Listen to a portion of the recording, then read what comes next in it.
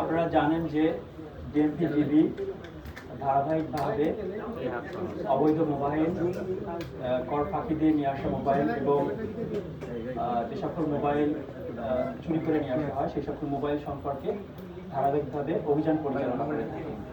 এরই ধারাবাহিকতায় গত 7 তারিখে ডিবি মিরপুর একটি অভিযান পরিচালনা করে।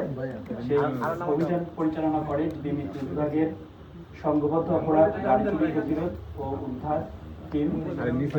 একটা গোপন সংবাদের ভিত্তিতে জানতে পারি যে উত্তরা 17 নম্বর সেক্টরের একটি বাসায় এবং খিলক্ষেত থানাধীন নিকুঞ্জ 1 এলাকার একটি বাসায় কিছু বিদেশি নাগরিক অবৈধভাবে নিয়ে আসা মোবাইল সংরক্ষণ করে স্থানীয় বাজারে বিক্রি করার ব্যবস্থা দিচ্ছে। তারই প্রেক্ষিতে আমরা উভয় জায়গাতে অভিযান পরিচালনা করি এবং উত্তরা 17 নম্বর সেক্টরে অভিযান পরিচালনা করে একজন চাইনিজ নাগরিককে গ্রেপ্তার করি এবং সেখান থেকে আমরা 58টি আইফোন উদ্ধার করি। পরবর্তীতে আমরা খিলক্ষেত থানাধীন নিকুঞ্জ 1 এলাকার একটি বাসায় অভিযান পরিচালনা করি।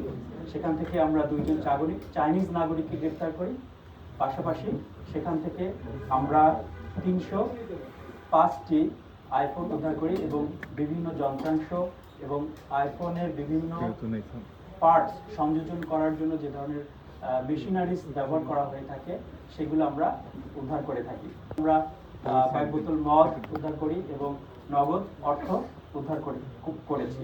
আমরা তাদেরকে প্রাথমিকভাবে জিজ্ঞাসাবাদ করি এবং সেই জিজ্ঞাসাবাদের মাধ্যমে জানতে পারি যে স্থানীয় কিছু এখানকার যারা মোবাইল ব্যবসায়ী তারাও এই ঘটনার সাথে যুক্ত রয়েছে বা এই ব্যবসার সাথে যুক্ত রয়েছে। তাদের কয়েকজনের নাম আমরা পেয়েছি। আমরা তদন্তের স্বার্থে এখনই আমরা এই নামগুলো প্রকাশ করছি না, পরবর্তীতে তদন্ত শেষে আমরা এই নামগুলো আপনারা জানতে পারবেন।